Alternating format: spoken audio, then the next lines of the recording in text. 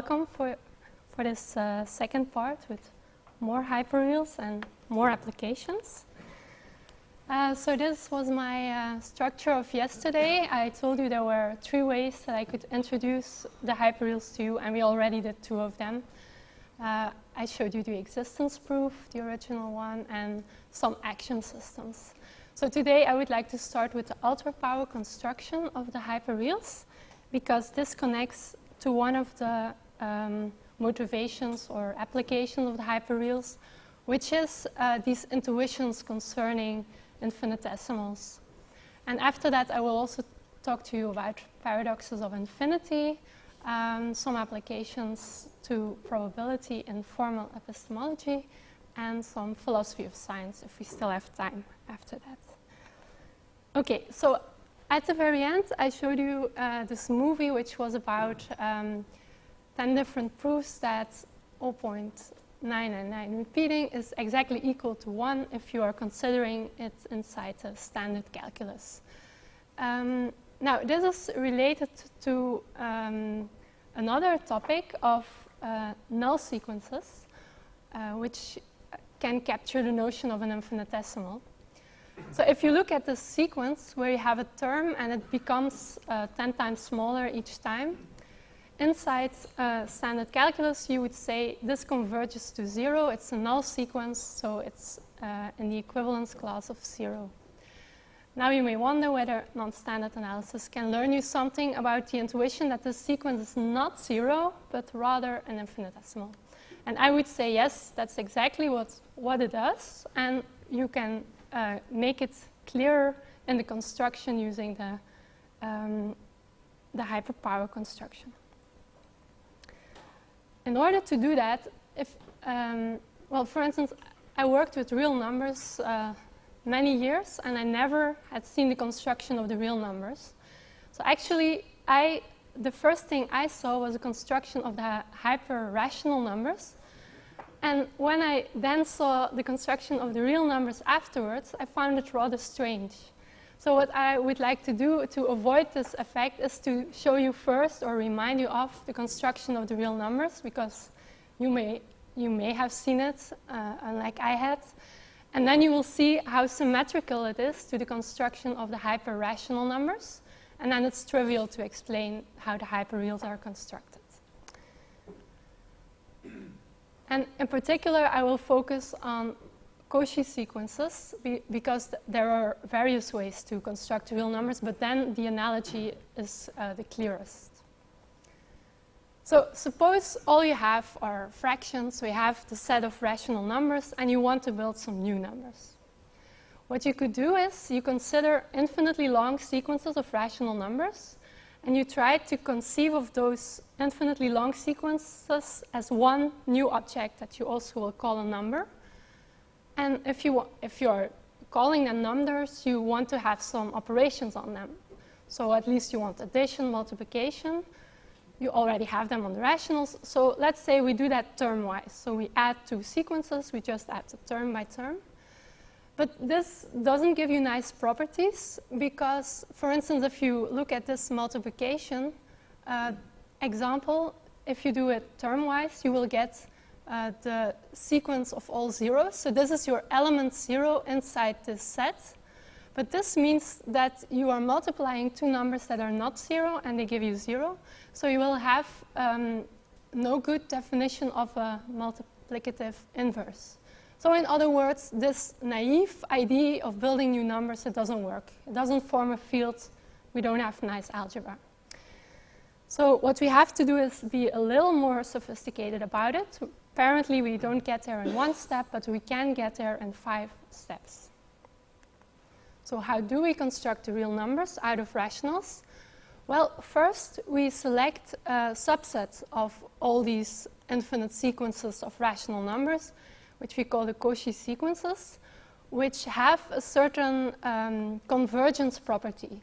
So this is like an epsilon delta definition of a limit, except that now there is no delta because we're working with sequences. So the idea is that the difference between subsequent terms in the infinitely long progression becomes smaller and smaller. That's the ID. And we only consider those sequences. Then in the next step, we can define an equivalence relation on these Cauchy sequences, which is very much based again on this idea of convergence. The idea now is that the sequences, the terms in the sequence get closer and closer to each other. So using this relation, we can build an equivalence class. So basically, we group all the elements that are equivalent to each other, that converge similarly in one group. So now we consider such an equivalence class as one new object, and we consider the set of all these equivalence classes, and that is what we call the real numbers. So we are there. So basically, we are quotienting out the symmetry or the equivalence relation here. And to have an embedding of the rational numbers into this real numbers, it's also easy. You just suppose you had the number 1/3. It will not be in there because now we're speaking of sequences of rational numbers. You just take the constant sequence 1/3, 1/3, 1/3, and then you take everything that has the same convergence properties. That's now the number 1/3. So we have now constructed the real numbers. Now, you could wonder, maybe we could have considered a different equivalence relation. Maybe then we could have even applied it to all of the infinitely long sequences of rationals. And then we would have, what would we have got then? And well, in one of these variations, what you actually get are the hyperrational numbers. So in the first step, it's already easier than before because we don't have the special class. We just look at all the sequences. Now, the second step is, of course, the tricky one. We have to invent something new there. So the idea is that we will fix a free ultrafilter on the natural numbers and use that to define an equivalence relation. Now, at this point, you don't know, or you don't necessarily know what a free ultrafilter is.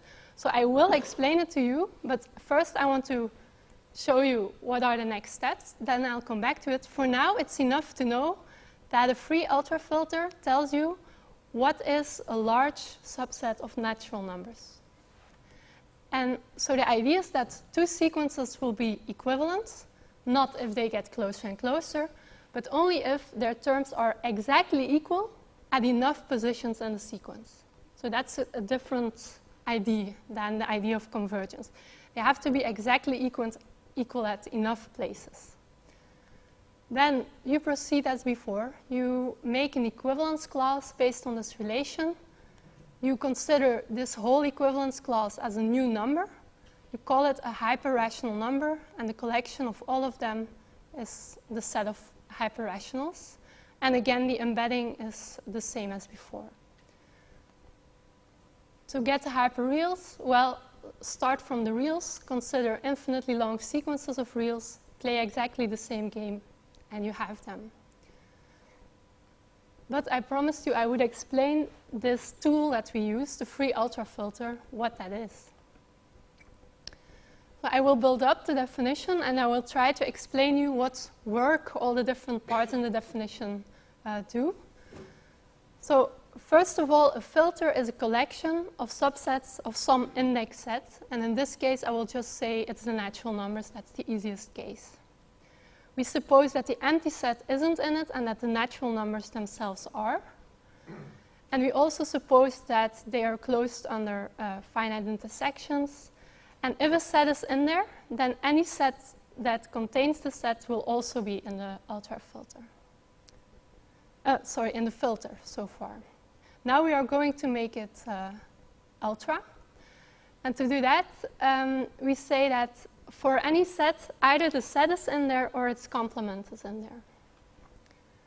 So that's not so hard. And then we will have to define what free is, but it's easier to first explain what the opposite is. So a not free filter is a fixed filter or a principal filter.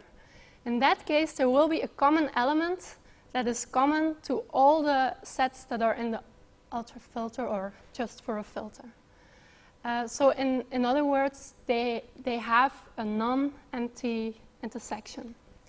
So there is like a dictator that determines whether or not a set will be in the filter. Now, the construction I showed you used a free ultrafilter. So a non-principal, there is not such a dictator, or the intersection of all the sets is empty.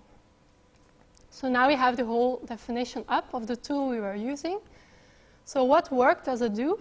Well, just a filter is enough to define an equivalence relation on these infinitely long sequences. Now, the fact that it's ultra, it will mean that on the real numbers you have that any two numbers are either smaller than, greater than, or equal to each other. And if you want to keep this property in the hyperreals, then you need the filter to be ultra.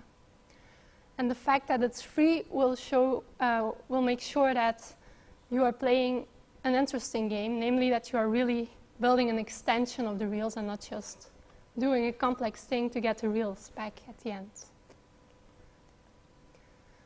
Now, with this free ultrafilter, of course, if you want to use it, you have to prove that it exists. And for this existence proof, you need Thorne's lemma. So many people have some worries about non-standard techniques because they're non-constructive. I can't give you any explicit example of what a free ultrafilter is. It would amount to making uncountably many arbitrary choices, so we cannot really be explicit there. But it's interesting to observe that before Robinson, there was already a construction of something like the hyperreals, and this used a Fréchet filter, which is basically the filter of all co-finite sets. So this one is free, but it's not ultra, so we don't have this trichotomy property. And these kind of constructions are still interesting if you're a constructivist and you worry about using things like axiom of choice. Then, so people are still working in this direction as well. So I would like to mention it. So yeah, you already saw it. In Belgium, it's not allowed anymore to have commercials for cigarettes, but in Germany, I can show it, I guess. So I don't have any problems with axiom of choice, so let's use free ultrafilters. Okay, now that I have shown you this construction, it might be suggestive of saying something about our issue that we ended with yesterday.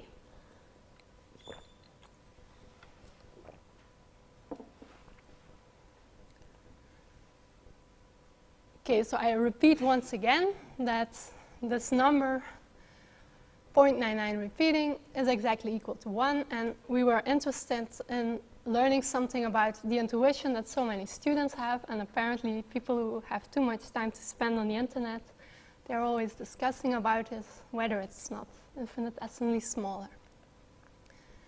Now, we know how to deal with sequences in these two different contexts.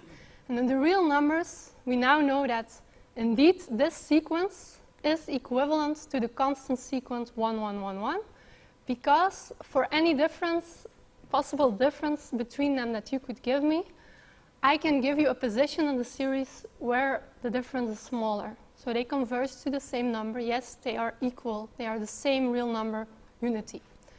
Now, if we're thinking in the hyperrationals or the hyperreals, then we have to consider a different notion of equivalence relation. And now they are not equivalent, because to be equivalent in this sense, they have to be exactly equal at enough positions such that the set of all the positions is in the ultrafilter. Now they are exactly equal at exactly no position.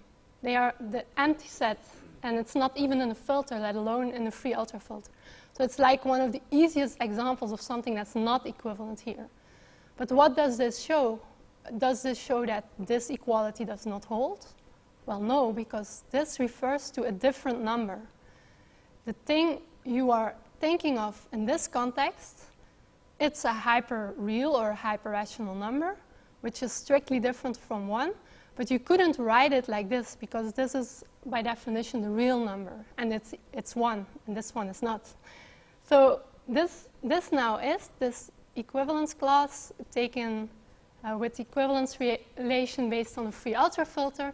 It is a hyperreal number. Its standard part is 1. So if you have to give the real number that is closest to, yeah, that's 1.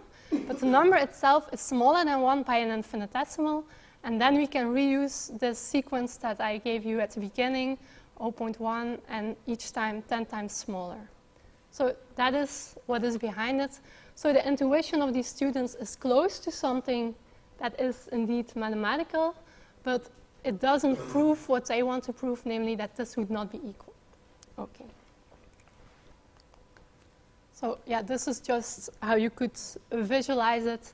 So if you look at the sequence and the constant sequence, then apparently they get very close, and that is the idea that the real numbers capture. You can beat any difference. They come closer than any assignable finite difference. So they converge to the same number, therefore they are the same. Whereas the hyperreals, they stress the fact that they are never exactly equal. So they just stress a different fact which are both true of the same sequence. Okay, now many of the approaches to non-standard analysis are motivated by worries about infinitesimals, but I would like to show you a different approach where actually the motivation comes from the inverse problem, namely paradoxes of the infinite. So I start from a basic observation about counting the elements of a set. And there are two intuitive principles about this. One is that if you have a proper subset of some other set, then this first set will have strictly less elements than its superset. So you could call that the part-whole principle or the Euclidean principle. Then on the other hand, if there is a one-to-one correspondence between the elements of two sets, then they have the equal size. And of course, in the land of finite sets, everything is well. These two principles lead to equivalent ways of counting. But you know that for an infinite set, one way of characterizing an infinite set is it's a set which can be put into one-to-one correspondence with a proper subset of itself. So you immediately see that you are getting a tension here. So in other words, this becomes a paradoxical situation if you want to keep them both. They are simply incompatible. So this was already in Galileo's mind when he was thinking about the squares of natural numbers. He was thinking, well, there have to be equally many because for each natural number there is exactly one square. But on the other hand, it's clear that squares don't fill up all the natural numbers. So he was struggling with this, and his resolution was, well, it doesn't make sense to assign a particular value to infinity. It's just infinity. It's just a general thing. It's not something you can count like finite numbers. Now, Cantor did build a theory where you can characterize different sizes of infinity. And his theory of cardinality is based mainly on the idea of one-to-one correspondence. So we had to throw out, or at least weaken, the Euclidean side of it. And this would now be, I think, the dominant way of looking at how you measure infinite sets. But there was this recent paper where Mancoso asked, was this theory indeed inevitable? Again, I come to this point yesterday. The history is written by the winners also in mathematics and science, and it's often forgotten that maybe some of the rivaling ideas that didn't come to growth, maybe there was some truth in it as well. So my question is, what happens if you take the path we didn't take, that history didn't take? So we have the part-whole principle, but we all walked after Cantor one-to-one correspondence. And I have a picture up there of Vieri Benci. So he's an Italian mathematician, and he did the path not take. He did choose the other option. So he said, well, let's see what we get if we start from the Euclidean principle and we throw out or actually weaken the other side. So what do we get if we say that A and B are equal in size? Then there is a one-to-one correspondence, but not the other way around. But we do insist on this part. And then he built a theory, which he calls numerosity theory. So that's just his word of assigning sizes to sets using this principle. And it looks a bit like this. Now, this is not the easiest presentation, because first he built it for subsets of the natural numbers. And then he went on to, with his colleagues, to describe labeled sets, where the labels were the natural numbers. And this is something on all subsets of ordinals. So you can make it more general, but then it looks less intuitive. So I've taken this intermediate step. So you have half of the one-to-one correspondence, only in the weak direction, so to speak. You have the ID, well, you want it to correspond to the usual way of counting finite sets, so that is why you have any singleton equal to unity. You want a sense of algebra with these numbers, which is largely absent for cardinal numbers. So you want to be able to add sets when you take their union if the intersection is empty. Now, the product notion looks a bit complicated, but this is because it's defined on sets of ordinals. And if you take the ordinary Cartesian product, then you have an ordered pair. It's not itself an ordinal. So you have to do something about it. So it looks a bit strange, but I still put it up there because I want to show that they did their best to have the normal algebraic rules in there.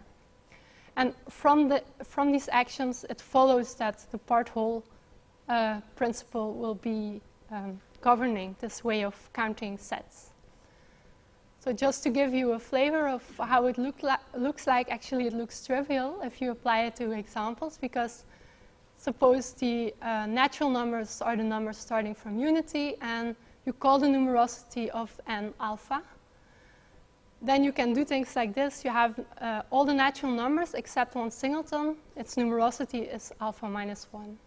You take the integers. You didn't have 0 before, so you have to count to 0, and then you have 2 times the natural numbers. You can take these products, and any finite set will just give you its finite cardinality. Now, what I find interesting about it is that actually, so the motivation came from a problem involving measuring infinite sets. But if you then try to build a model for the actions, it turns out that you need a free ultrafilter.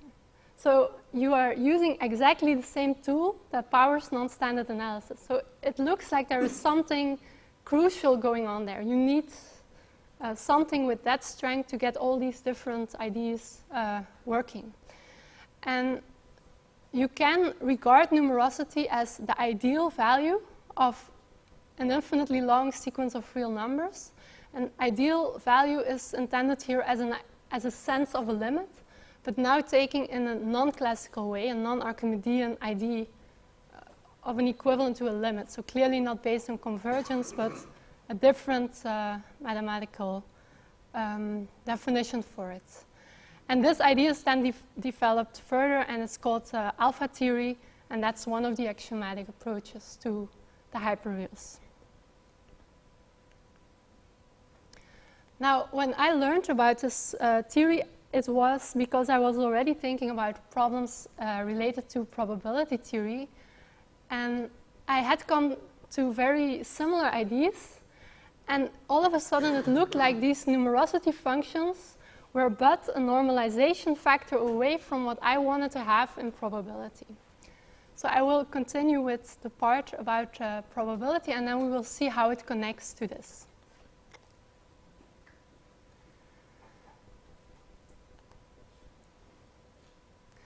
So when I first realized that there is no uniform probability assignment to all the natural numbers, at least not in the standard theory, I didn't know about any of the philosophical literature on it. I didn't know that what I was actually struggling with had a name and was called regularity. My idea was quite basic. I thought, well, in probability theory, the first step you do is you try to find out what are all the possible outcomes. And you try to be really open-minded about it and really include all the possibilities. In other words, you determine what is my sample space, what is my collection of fully specific individual outcomes, what are the atomic events. And then only in the second step, you assign different weights to these atomic events and combinations thereof. So in other words, it's only in the second step that you assign the probabilities to the event space. And I find it just strange that in the first step you do all this work of distinguishing impossible from possible, and then some of the distinctions get lost. I thought, well, isn't there a different way of thinking about this? And I was a physicist, as I mentioned yesterday, and we always talk about infinitesimal. So I thought, it's clear that it has to be an infinitesimal, not a zero. What you actually mean is that. And only then I realized that actually the real numbers are not the right tool to express that idea in a formally precise way. So I had this idea, can we get regular probability functions using infinitesimals? And of course, it was not a new idea at all. It was already at least in 1980 that philosophers had written about that. And since that is my year of birth, it really makes me humble that, okay, I come in quite late in the game, but okay, I still try something. So when I looked in the literature, I saw that people were discussing things like drawing a random number from the natural numbers, and maybe then after that conditionalize on it being even number or being some number in a finite subset. I saw these examples of drawing darts at the real numbers or at a subset of them, and then conditionalizing on it being a rational number. Or you have an infinite sequence of coin tosses, and you want to assign a probability to a fully specific outcome, so you specify every single outcome of the toss. For instance, they are all heads. Now, what kind of things can you use to assign probabilities to these kind of sample spaces? Well, if you are limited to the standard theory, then there is one dominant one.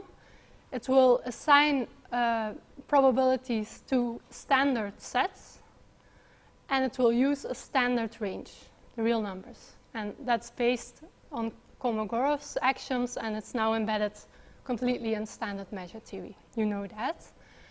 If you look in the non-standard domain, I would say you get 3 new options, because you can be very non-standard, that is, both the domain and the range are non-standard entities, or only the things you assign probabilities to can be non-standard sets, or you could have the other combination, where you assign possibly infinitesimal probabilities, but 2 standard sets. Now, some of the squares are already filled in. So Nelson has a very elementary theory where he just takes the standard theory on finite sample spaces, and then he does a star map from here to there. So he has a theory about hyperfinite probability. That is really easy because you base it on only the finite problems, and then you get everything immediately by transfer. So you have to do relatively little work, and you can have regular probability functions on infinite sample spaces, but only non-standard ones, internal ones in particular. Now, the most of the work is actually done in this quadrant. It's Loeb measures. These are more difficult to get, but here the aim of the game is to get in the end close to this. Namely, you want to have real valued probability assignments. But in a way, the problems that I motivated this with, for this we don't have any tool yet. And I also wanted to stress that the distinction I mentioned yesterday, so here everything is internal. So everything is directly star map transfer, all the properties are internal. And these 2 places in the matrix, they are about external entities. So you have to do more work to get them. You don't get them in one step. So these are the places where you find some new mathematics that you wouldn't get if you only thought about standard probability. So but what we have already, so Nelson's theory or Loeb measures, they don't describe the problems that I said are usually discussed in the philosophical literature. They simply don't describe anything on any standard set. And so in particular, they can't describe a fair lottery on a standard infinite sample space of any cardinality, although, for instance, Nelson's theory is regular, but it just doesn't apply. So for that, it looks like we have to fill in the empty gap, because then we are assigning probabilities to standard sets, but we are allowing them to be infinitesimal. So that is the work I've been doing on what we now call non-archimedean probability. And this is now together with Thierry Benchi, because I wrote to him, I said, these numerosities, they look very close to what I want to do, because he also assigns values to standard sets, and it can be a non-standard hypernatural number in this case, and also together with Leo Hoogste. And what we did is we tried to stay as close as possible to Kolmogorov's axioms for probability theory, and then just tweaked it a little bit so that we get the regular but hyper-rational valued probability functions. So in the first axiom, we just specify that what a probability is. It's a function. Now, on the one hand, we are a bit more liberal than Kolmogorov was. We say it takes its values on a unit interval. This interval has to contain the real numbers in that interval, but it may have other values. So it can be a hyper-rational field of some cardinality. Now, on the other side, on the domain side of the function, we are more strict, because normally you just want an algebra over the sample space, but we say, well, let's make it the full power set. See if we can do that. Positivity, nothing changed here. Now, in the normalization axiom, normally you have that if you have the full sample space, then it has probability unity, but not the other direction. So we took this occasion to just add the other side, and then we have regularity. Because we take finite additivity as it was in the standard theory, and then combined with this, you will get that only the empty set will have probability 0. Now, the part that doesn't look so elegant yet, that is the last axiom. And that's the important one, because that is where Kolmogorov has its axiom of continuity, which together with finite additivity leads to countable additivity. So in his theory, this is the part where the standard idea of a limit, of convergent, comes in. And we replaced it with a notion of a different kind of limit that can have an infinitesimal outcome. So the idea is that the absolute probability of a subset on an infinite sample space is somehow derived from all the conditional probabilities where you only allow conditionalization on finite subsets. Because this part of the theory is enough to describe, so the from 0 to 3, it's enough to describe probability on finite subsets, and actually it will not be any different from the standard theory. So that is enough to compute probabilities relative to any finite subset. And then you have a notion of going to an ideal value at infinity of this family of conditionalizing functions.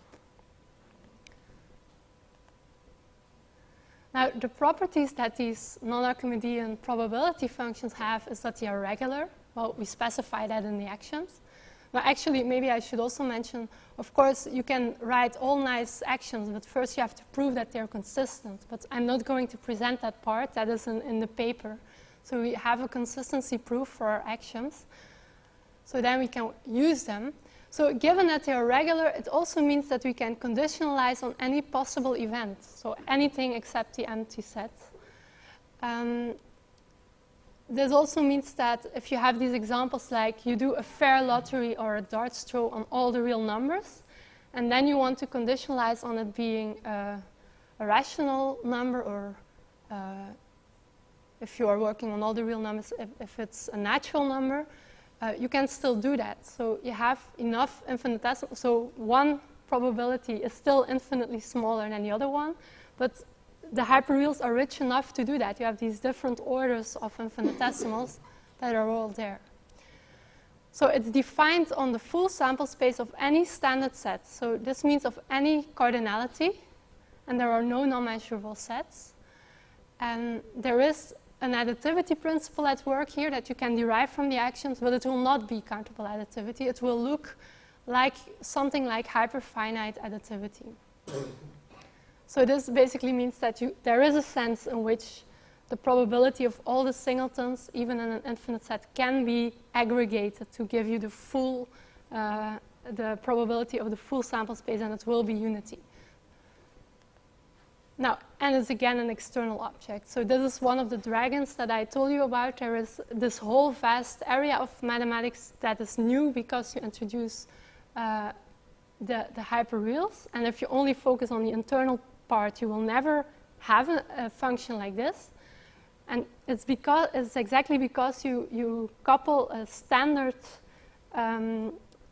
sample space, which is external as considered in this non-standard universe, to a non-standard value range, which is sort of native in the non-standard world.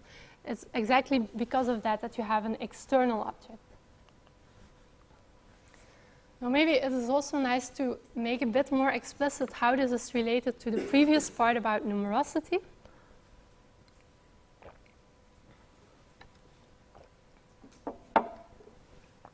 And this connection is clear if you are talking about a fair lottery.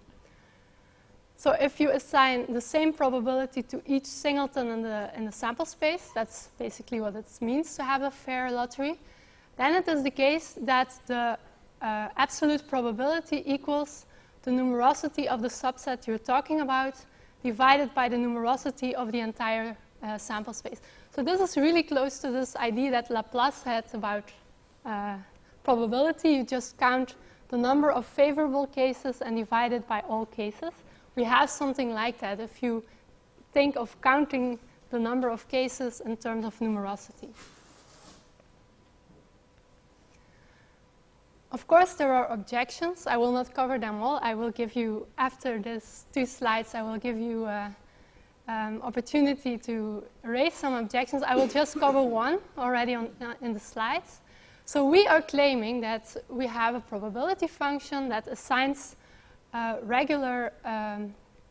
a regular way values to outcomes in any standard sample space. So, for instance, we can apply it to the case of an infinite sequence of coin tosses. And the answer will be that the probability of having all heads is infinitesimal. In particular, it will be 1 divided by an infinite number, which is the numerosity of the sample space, which you could write like this in this case. But of course, exactly about this example, there is a counter-argument by Williamson who says that you can't do that. You don't have infinitesimal probability assignments. Now, I think this is really connected to something essential about infinite sets, and that is this incompatibility of these 2 principles.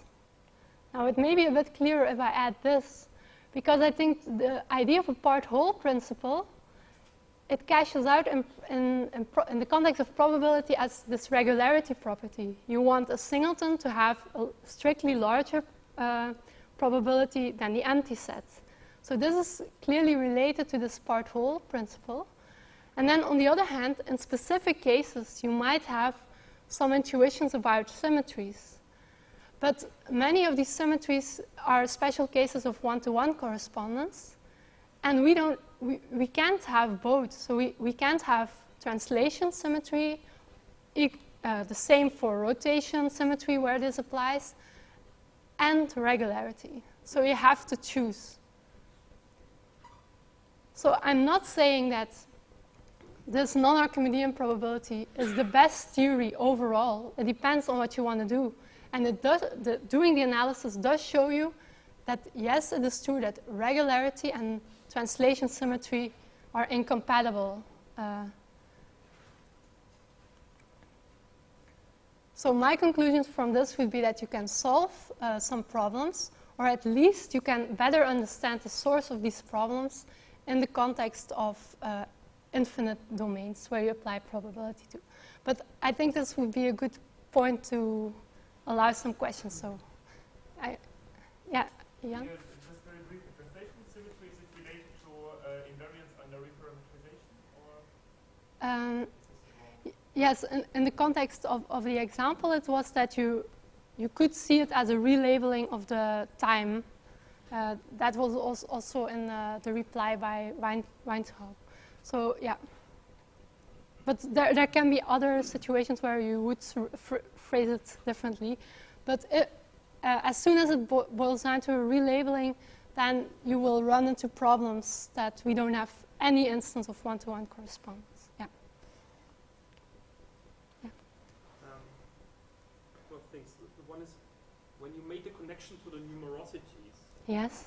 There you had quotients of numerosities, right? Yes. Did we have them before?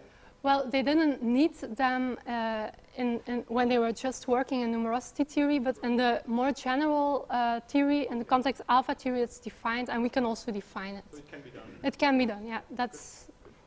Then, sort of the probability theory that you have. I mean, other than this non-Archimedean property, right? That would be just non-standard probability theory, right? I mean, yeah. That lots of people are using that for yeah. all sorts of purposes. So it's sort of the new thing is the non-Archimedean property, right? Well, it depends where you mean, because, yeah, I said there were these different combinations that you could make. Yeah, that's really behind my question, too. I mean, I thought this blanket that you left open for a while, yeah. like the square, that maybe would be the normal square. If people talk about non-standard probabilities, that's the square they are thinking of.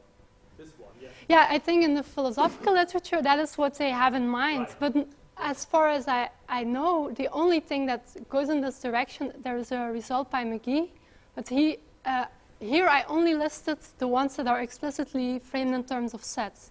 So, but I think it's everything that he says applies to this quadrant. Yeah, but there are lots more. I mean, okay. Think of, I don't know, Lehmann and Magidor's paper in computer science on non-monotonic reasoning, and in the appendix they give a model for these well-known non-monotonic inference relations in terms of non-standard probabilities. Yeah, that would fit there as well. It's just the obvious thing to do, right? You leave everything the same except for the numbers that you assign. They are, of course, the hyperreals now in the integral, right? Yeah. And it's all, I mean, it's not, none of this has anything to do with countable additivity, usually, these applications. No, you can't have that. Yes. It doesn't exist in this quadrant. So basically, it's the counterpart of probability theory, standard probability theory with finite additivity, right? Mm-hmm. That's the literature that I know, that's what they are all using. Yes, like McGee and all the other people doing representation theorems for proper functions or stuff like that. Exactly. Then it comes so up. I think the new bit is really this non-Archimedean property. That looked really interesting, I thought. Is there any sort of justification for that axiom? I mean, anything? I mean, it looks nice.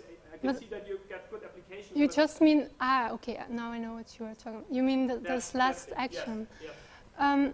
Well, if you unpack the classical action that would be in this place, you can also tell a story here in terms of you have conditional probabilities on finite subsets. Conditional on finite subsets. This can already be infinite because you're working with intersections, so you don't have any real assignments to infinite sets that you need. And then you apply a construction that is very similar as what we do here. It's only, again, this equivalence relation that we change, and there we use the power of a free ultrafilter instead of the idea of convergence. So everything I told you in the construction of the hyperrationals and hyperreals, if that is the only change you make in what you would get if you unpack the classical action, that is behind there. So the same kind of arguments that you would have, that you could make, that you want to stress exact identity versus converging to, that would be the same arguments that you could use here. So the justification would be something like sigma additivity is about standard convergence in a sense, yes, right? That we do is sort of our non-standard counterpart thereof, right? But when we know we don't need convergence, we need something like the the construction that we have using our free ultrafilters. Yeah, the whole idea that this is sort of the non-standard counterpart of. Yeah, the whole idea of convergence is sort of alien to the idea of an infinitesimal, because there you want to stress it's not zero, but it's the fact that it comes close to zero is sort of not the thing you are worried about. So that would be the motivation.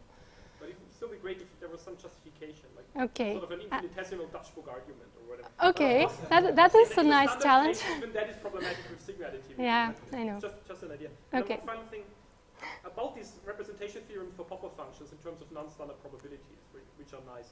I mean, it would be interesting to see if.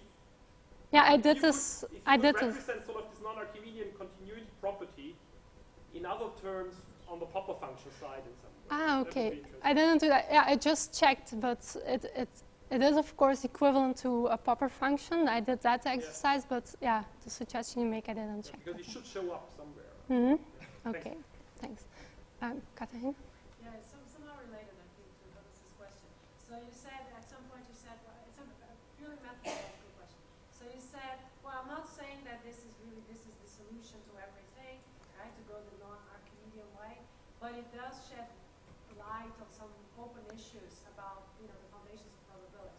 Yeah. So my question is, do you lose anything? Is there anything that another route explains that this one that doesn't explain? Yeah, the symmetries, I would think. So if you have very strong intuition that these symmetries are there, of course, people who are very used to think in these non-Archimedean settings, they will say, oh, but these symmetries are but a close, they see it as a sort of an error that you make because you round off the infinitesimal. It's just a clash of intuitions, right? Not so much in terms of technical results, but rather like something that you have to give up on. Well, it seems that there is this really fundamental choice that you have to make once you move to measuring anything infinite, and it boils down to that point. And the choice you make there, it will have all these consequences. Yeah, but I mean, I can see that, even not only in terms of the intuitions that you have to give up on, but even just on the purely mathematical level, making either choice might have implications, right? That here you can do things that here you cannot do, and vice versa.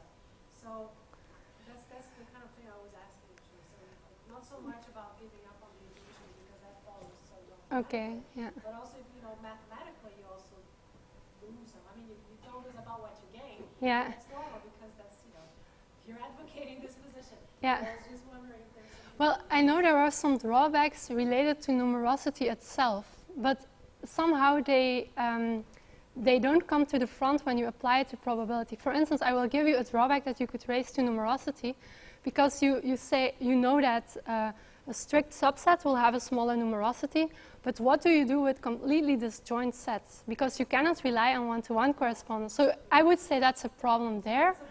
But the nice thing about application and probability is that first you set the sample space and you only look at subsets, so you don't have to worry about that. Yeah. So in a way, I think some of the drawbacks are, they are least problematic in this particular application of the ideas. So we are lucky. Yeah. Okay. Okay. Alan? When you introduced us to free ultrafilters, you said you have to make uncountably many arbitrary choices. Yes. That corresponded to what will be the large index sets. Yeah. And so this can be a little bit worried when you use this machinery for, say, the Williamson sequence heads forever. It seems that the answer shouldn't depend on some arbitrary choices. What I'm going to call the big sets today, that just doesn't seem to have anything to do with, heads. Yes, but then what this will influence is what the value of the infinitesimal is, so to speak, compared to somebody who made another choice.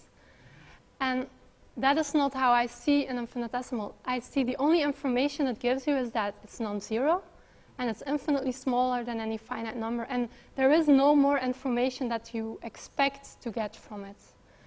And if you are expecting more, then you have to worry about which free ultrafilter I use. But I see it more as a placeholder. I want it to be non-zero, so then when I conditionalize, it can come up as a finite value.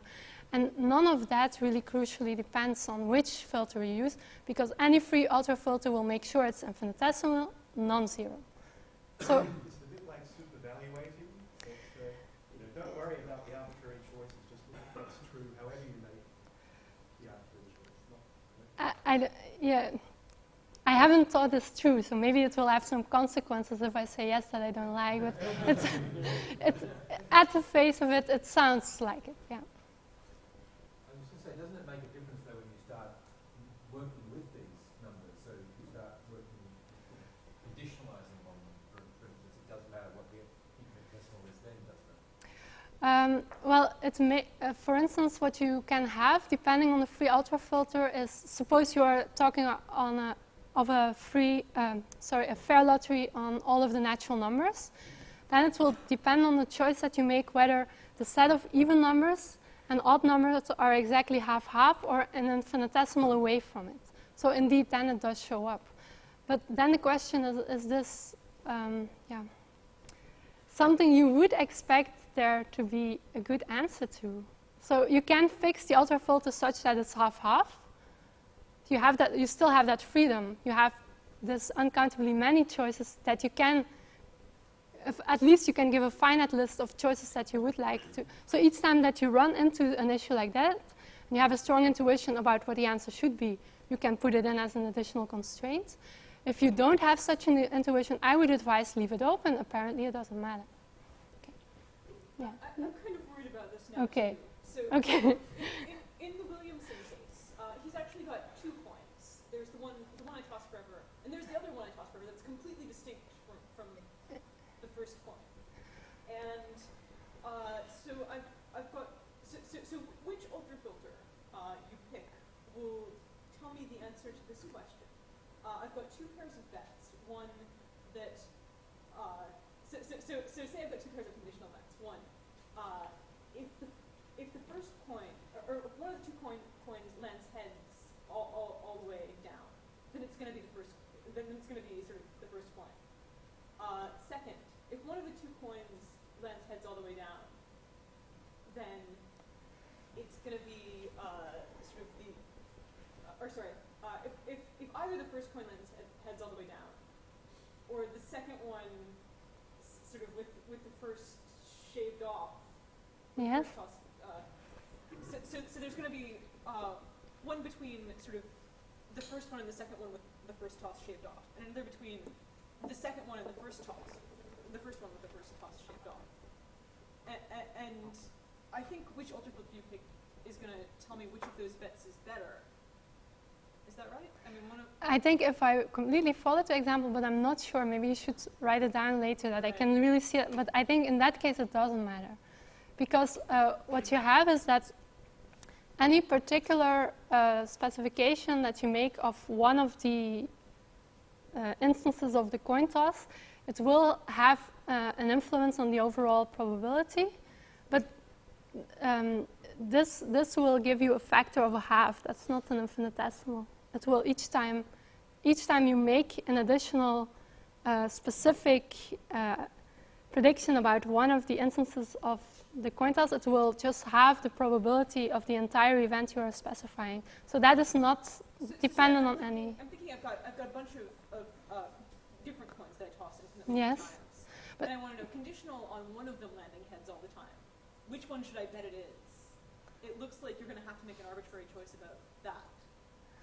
Well, it depends how you model the problem. So if you have, if you model the problem and you have sort of a common clock that you are referring to, then the ultrafilter will be applied to that, and there will be no problem. But of course, if you say to me, I have this omega sequence of coin tosses, and somebody else tells me, and now I have to compare, I cannot do it, because there is not enough information for the theory I want to apply to it, I will have to say, can be anything. Sorry.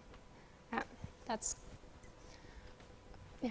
Just one quick question about the additivity principle that you get. So you mentioned that you get as a result that if you take the singletons and you add them all up, you get 1. So that's what you. That's how I understood you. Yeah, but you. My worry was that what if you partition omega into various infinite subsets that are pairwise disjoint? Does it still work then?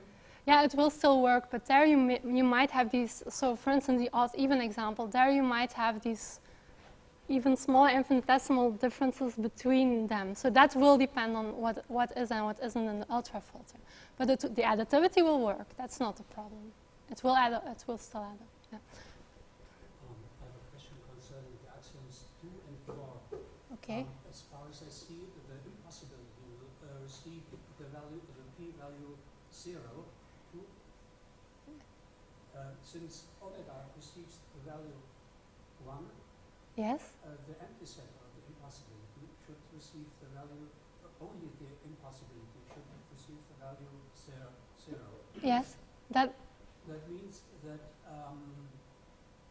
when you have the Carnap concept of probability, then universal statements will become the p-value 0 in infinite domains, even if there are only positive instances. That means in your system, they will receive some value a little bit larger than 0 or whatever, not 0. yes, that is true. Yes. It's only a question, not an objection. Okay. Yeah, that's true. Then you understood correctly. Then another remark, which that's a joke, of course, concerning that dragon. It seems that both wings are coming from the right shoulder. Oh, I didn't investigate the anatomy. I hope that it doesn't reflect anything crucial about the theory. It's a non-standard dragon. Yes, of course. Thank you. Yeah. I'm wondering, is there any relation between the numerosity theory or the alpha theory and Conway's surreal numbers? Because they look quite similar, don't they? Yeah. In Conway conception, you start from the ordinals, and then you look at the field generated by the ordinals. Yeah. As far as Isn't there a close analogy? As far as I know, the Conway construction is the most extended collection of anything that you could call a number. And the hyperreals are in there, but they are special cases of it. So all of the possible construction of the hyperreals are in there, but there is much more. I'm not very familiar with it. I have considered it, but then I learned that they form a class of numbers. They are so vast. And since I was interested in this application in probability theory, I just don't know how to work with that. I want it at least to be a set. It's already so large that I cannot imagine it. So I don't know how I could apply it to probability. Then I would have a notion of how to work with classes and assign functions to that. And I mean, the point is just, is there, I mean, has Benji ever remarked that there is an embedding from the set of numerosities to and their field generated by the numerosities yes. into the surreals, because that the numerosities he has shown that the numerosities are a construction for the hypernatural numbers. So he doesn't assume that you have the hypernatural numbers. He has his axioms. And then he finds that this is equivalent to hypernatural numbers. And given that the hypernaturals can be embedded in the surreals, yes, there is this embedding. But I thought it would be more direct, because basically, it's very similar to taking the ordinals and calculating with them as okay. Yeah, probably it can be done, but I don't know of it, whether it has been done. Thanks very much. Okay. Kenny? Yeah, so I think, I guess in response to some of the Alan and Mark were wondering about, I was thinking at first that for a lot of these arbitrary choices, it will make a difference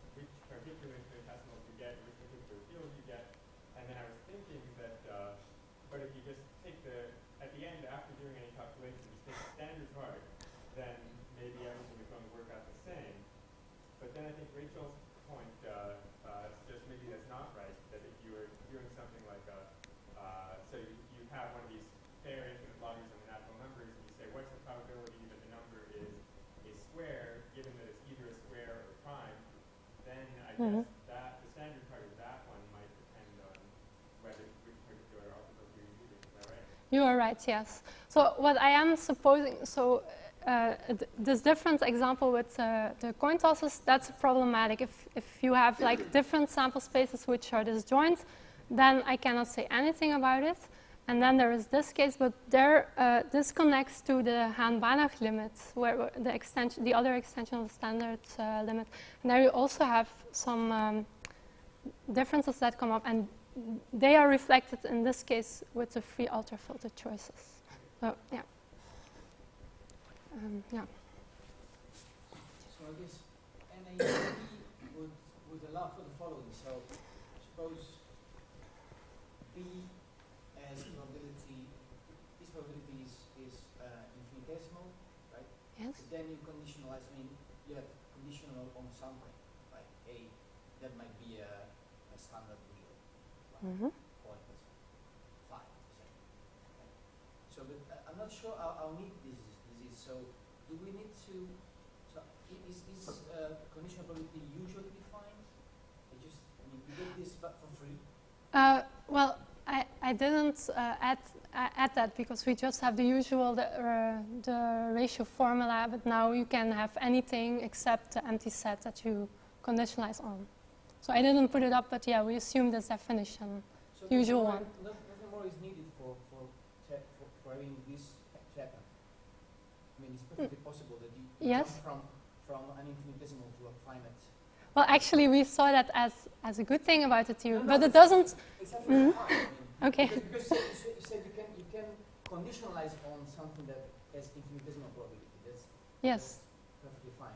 But that's I'm asking for something a bit different, right? So okay. you can jump from an infinitesimal upon conditionalization to a posterior value, which is like 0.5. Yes, okay. you can. Yeah. Yeah, it can become 1 in one step. Yes. Yeah, that's why. Yeah. Yeah. Okay. You have. Yeah. Just a quick remark. You don't need the axiom of choice to get free ultrafilters. You need the yeah. prime ideal theorem. Yes, I agree. It's weaker, but it's. Want to reject the axiom of choice, but still use loss analysis. But it's still. There's no inconsistency. It's still an unconstructive principle. So that was the part I should have emphasized. You can actually define models of the hyperreals within DFC. So there's a paper by Callaway and Schlaf which shows that that's true. there are definable sets of non-standard reals. No, so that's true. It's much more constructive than the folk tale about loss analysis has. Yeah. Just yeah, I agree. So one last question.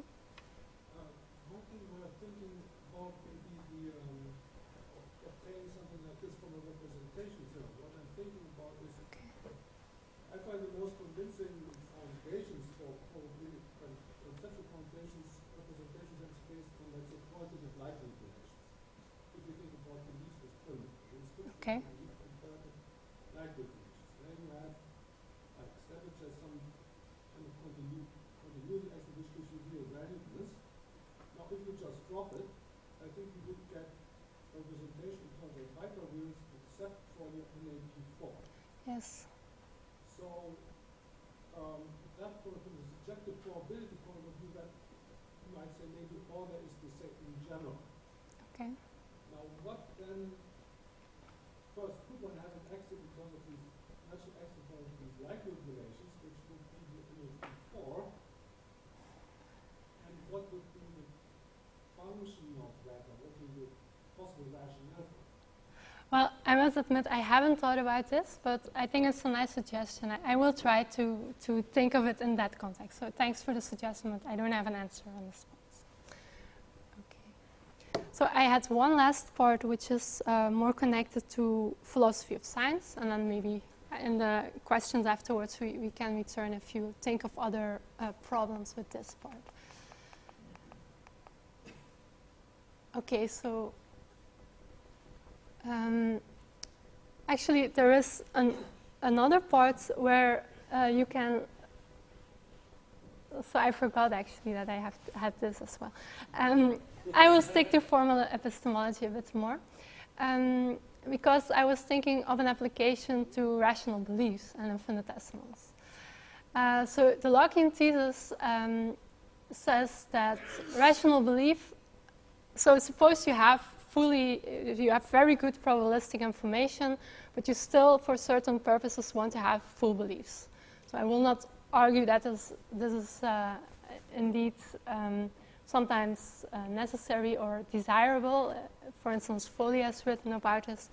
But suppose you think you need something like that, then the proposal is that if your probability is just close enough to unity, then it's okay to fully believe it. And usually this is formalized using thresholds. And lottery paradox shows that that is not compatible with the conjunction principle. Now, it's also usually mentioned that these thresholds are context dependent, and maybe that these subjective probability assignments are too vague. But I was thinking that maybe you shouldn't use thresholds. Maybe you should model it in a different way so you bring out these features. So my idea was, maybe what you mean to say is that for this agent in that given context, it's rational to believe something as almost certainty if it's indistinguishable from unity for that agent.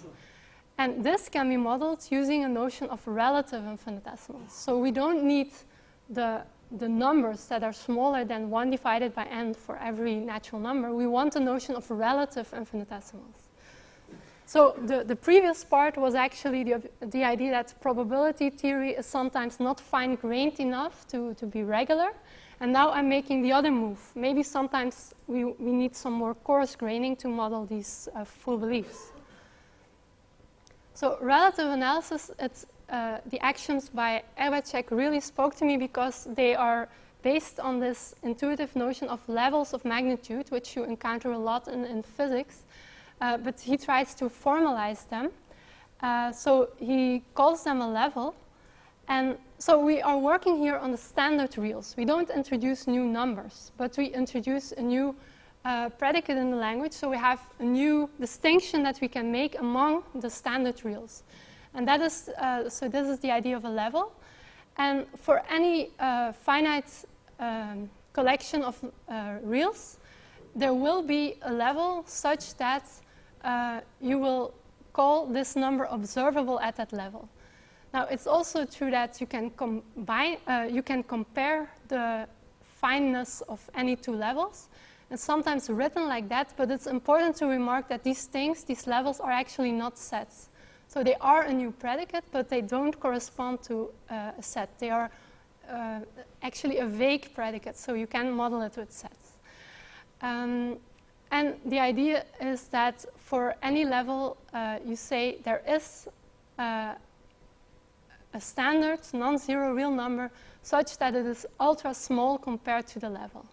I will not go into the details of the other actions. I just wanted to give you some flavor of the terminology that they're using. And what they try to capture is this. So suppose you are in a given context, say a child is playing on the beach, and he can observe one dose of sand. For him, it's 1 bucket of sand. So this will be a number that is in the level, one bucket. You will also see half a bucket, 2 buckets, all standard to his context level, so appreciable sizes. Now, if you remove, say, 1 grain of sand, the child will still call it 1 bucket of sand. So this is because in this context, 1 grain of sand is negligibly small. It's ultra small or relative infinitesimal. Now, on the other hand, you have the size of the entire beach. And if you would ask the child, how many buckets do you make up would you need to fill the whole beach? He would probably say, wow, so many. He will say the highest number he knows, maybe. But actually, the truth is that it's inconceivably large. It's ultra large, or it's relatively infinite in this context. So that is what the axioms try to capture, something like this. So now applied to this idea of a Lockean thesis, we need an indistinguishability relation. And this is actually native in relative analysis. It will say that for any two real numbers, these are indistinguishable if in that, on that context level, there is a number ultra small to it that is the only difference between these two real numbers. So the difference between them is a relative infinitesimal. And then if you apply it to the case at hand, it will look like this. A belief in the statement X is rational in a given context if and only if the probability assigned to this statement in this given context is indistinguishable from unity. So this captures a notion of full belief in the case of almost certainty.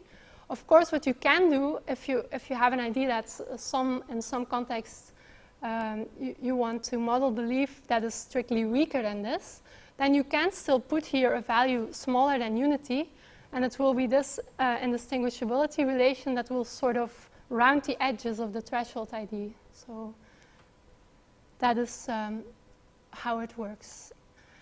And if you have, I call this model stratified belief, because you have like these, in different contexts, you may be more critical or less critical, so you have this stratification in your belief system. And the aggregation rule, it will not be the full conjunction principle, then you would still have something like a lottery paradox, but the conjunction rule tells you that you can make a conjunction of any standard number of rational beliefs, then it will still be rational. So a standard number, that is again a number that is in the level for that context. And it will not necessarily be rational if you aggregate an ultra-large number of conjuncts. So it's not only when you make the full conjunction that you get a paradoxical situation. It will already be earlier that it goes wrong. But because the level itself is a vague notion, I will never be able to give you an explicit example of something where it goes wrong, because the whole language doesn't give me something that's precise enough. It's a vague notion, so I only know if it's a standard number, it's okay. If it's an ultra-large number, it's not okay. And where one, there isn't really a threshold, as in the old model. So to convey this idea of why we have a stratified conjunction principle, I use this example where a child is asking for a drop of lemonade, and of course the guy says, I will give you that for free, but it's a smart kid, and he asks, can I get a cupful of drops?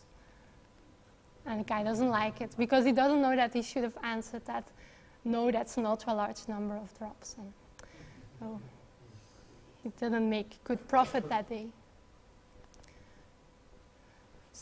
So unless there are urgent questions, I will press. Okay, 10 minutes. Yeah. There was just one idea that I wanted to connect to the things I've been talking about, and that was an application of thinking about hyperreals in philosophy of science. So we often speak of the continuum, and then usually we refer to the standard reals. But some have suggested that the hyperreals are an equally good formalization of the continuum, and then they refer to it as a thick continuum. So indeed, these hyperreals, they are infinitely divisible. So the infinitesimals, there isn't the smallest infinitesimal. So in that sense, they are not chunky. They are more like a continuum. But of course, in many applications where you encounter hyperfinite sets or hyperfinite grids, there you use them to represent something discrete. So then you in that context, you could think of it as a chunky representation of reality. But if you use all of the hyperreals, then this is not the case. And of course, there are other conceptions of infinitesimals where it may not be, where you may not reach the same conclusion about whether they are continuous or not. For instance, these ancient thinkers, they thought of infinitesimals as dimensionless points, and that gave rise to these paradoxes of movement and so on. And you have the nil-square infinitesimals that are that you can formalize into a intuitionistic logic and so on. They are also very interesting, but those are not hyperreals, so the conclusions may not apply to them. Now, of course, you may also wonder, do we need a continuum at all? Be it real, hyperreal, do we need that at all? Is that necessary in the empirical sciences? And there was this paper by Sommer and Supis who have their own axiomatic approach, and they argue actually that in physics you could equally well work with hyperrationals instead of reals or hyperreals. That it will be enough to do everything that physicists want to do. So they say, let's trade in actions of completeness and instead introduce infinitesimals. And in the applications, they claim this is more constructive and closer to intuitions. Now, of course, you may see easy objections because physicists do have formulas, a lot of them, that contain things like the square root of 2 or pi, is in many formulas. And clearly, that will not be in the hyperrationals. But there they make the claim that it doesn't matter because you have elements in the hyperrationals that have the same decimal places as these numbers do.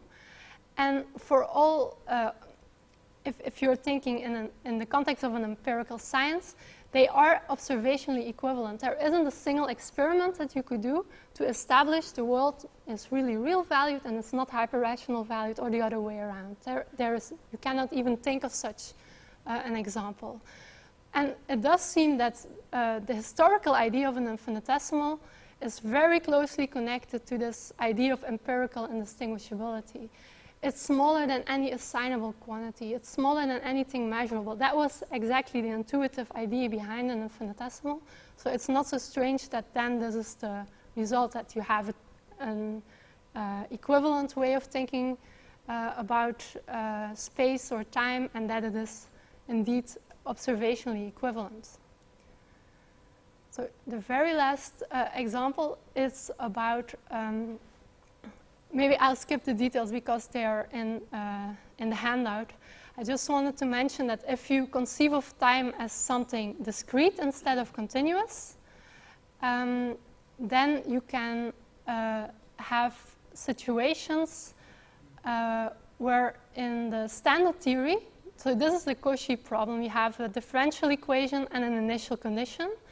And actually, in general, this will not have a unique solution. But what you could do is remodel it and look at it as a hyper-rational or a hyper-finite model. And in that case, it will be unique. Because if you look at it as a finite difference equation, it has a unique solution. Then you can apply transfer to it. You have a hyper-finite difference equation with infinitesimal differences. The uniqueness property will be guaranteed by transfer. So it will have a unique solution. And actually, looking at this way, it can even help you to find the whole family of standard solutions. You just make infinitesimal perturbations on the initial condition and on the equation itself. And then you get all these infinitesimally different solutions. And if you then take standard parts, you get a whole family. So my idea was that, so I skipped through the details, but my idea was that this would be interesting to rethink of Norton's example. So he has such a differential equation. He interprets it as a Newtonian system, but it has multiple solutions and indeterministic. And then I would propose to look at it you model the time as a hyperfinite timeline, then it will have a unique solution. And all those physicist intuitions that there has to be a force or something causing the movement. Actually, when you have infinitesimals, it does look like this. It does look as there has to be an infinitesimal that causes the movement. So that is this point where the intuition of the physicist is very close to these hyper-finite models. So in that case, the model would be deterministic.